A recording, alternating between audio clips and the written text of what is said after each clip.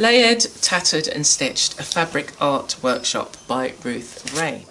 Tear, burn and stitch your way to beautiful art. Learn how to create fabric art with incredible depth and meaning in Layered, Tattered and Stitched. Mixed media artist Ruth Ray expands your creativity as she shows you how to singe, tear, stain, layer and stitch fabric and papers for amazing texture and visual interest.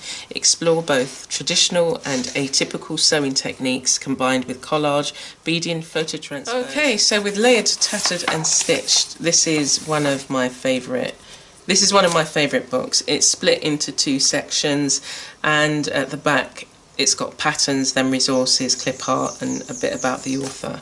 So it's full of projects that you can make. 3, 6, 9, 10, over 20, or is that 19 or 18? 18 projects for you to make. And I love the use of mixed media. So in the beginning she talks about your tools and supplies, and she goes into quite a bit of detail as to how you would use them, or how she would use them. And then it goes straight into some of the projects. Now I think the projects are both for beginners and for the more experienced.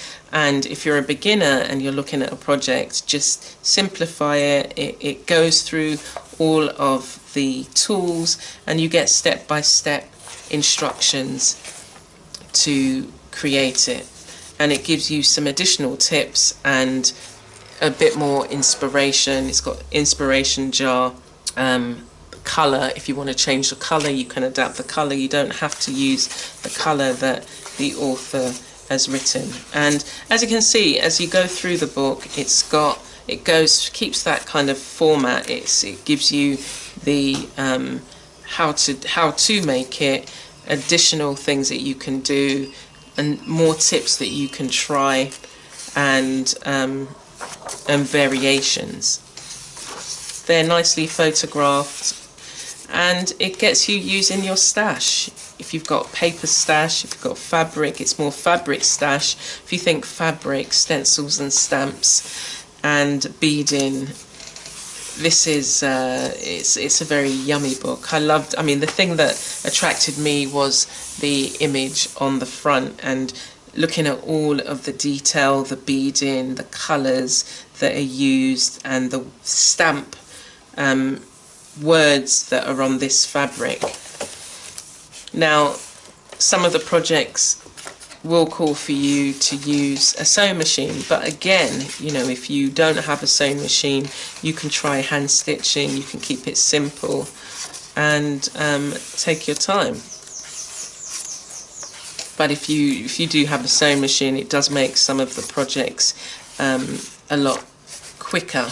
Yeah, as I say, some of the projects I would have said were for the more advanced, or as you build up your skill as an artist, you can then create some of these things. If you hadn't sewn before, you might not necessarily be able to create some of these shapes on the fabric, but you just take your time and practice.